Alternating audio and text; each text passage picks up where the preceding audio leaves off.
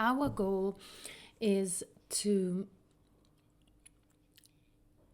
embrace all different types of professions in Chismai, so social workers, psychologists, and pediatricians as well, so that we can have a team of professionals detecting any potential case of abuse, and so that they know how to react.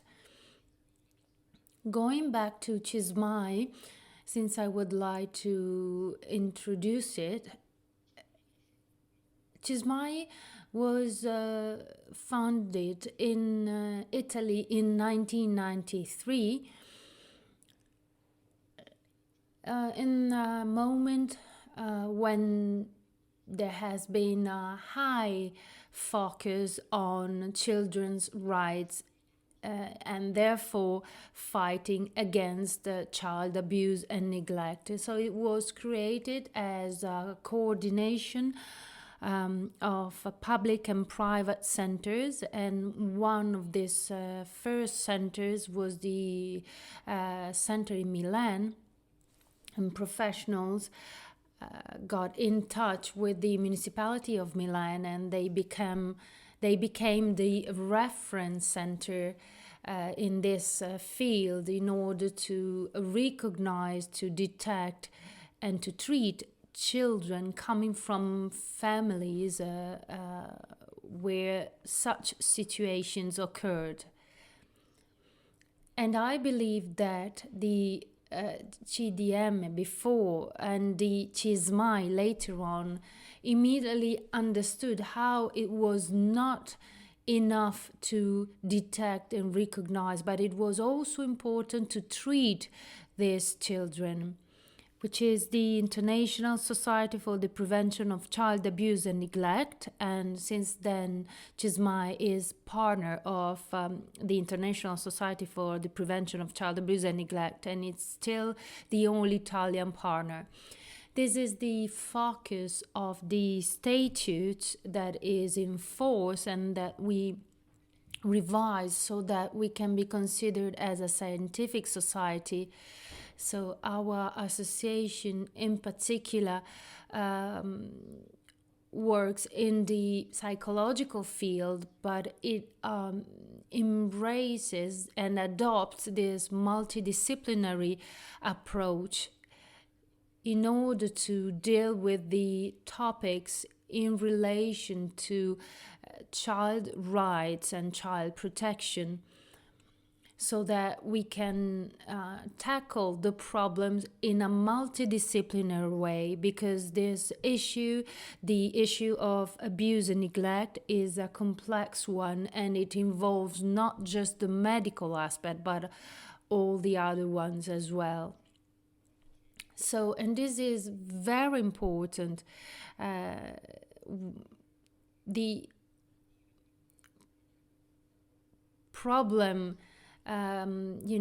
expressing the difficulty of the pediatrician, because when pediatricians are in their own office or in family and they have suspicions about any child abuse, they have a hard time in, first of all, detecting this situation if they are not properly trained, and they do not know how to act and what to do. So it's very important to create a systemic network at local level so that it is able to collect all information coming from these pediatricians, for example, but also they should teach how to report a case, or when and to whom,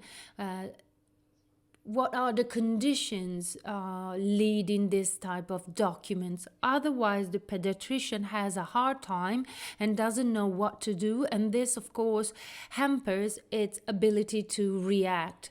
So, considering this awareness, Chismai rapidly was rapidly touching all the different areas of the country. It has this multidisciplinary setting, and in particular, they carry out the study, research, training, the implementation of scientific commissions, and creation of guidelines, as Professor Lanari was saying. They also became scientific society, and they also provided with a scientific committee. And this growth of CISMA is really important because it stimulates the activity of scientific committees, and it allows us to promote guidelines meeting these conditions. Here you see an example of what CISMAI does in terms of training.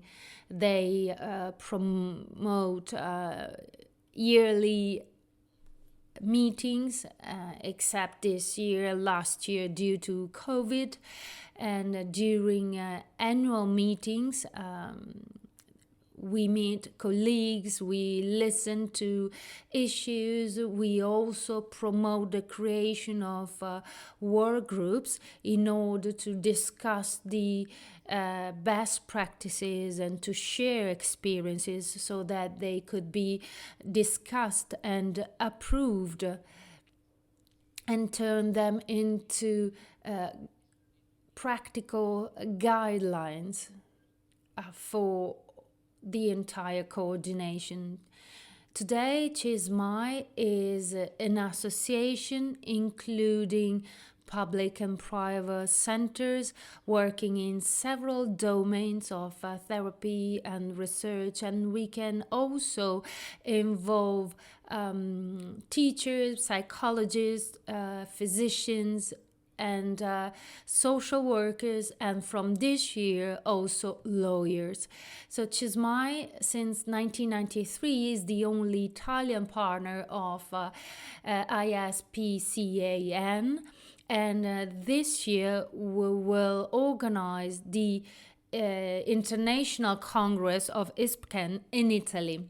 So what are CISMAI's goals? First of all, to strengthen relationships with institutions and agencies.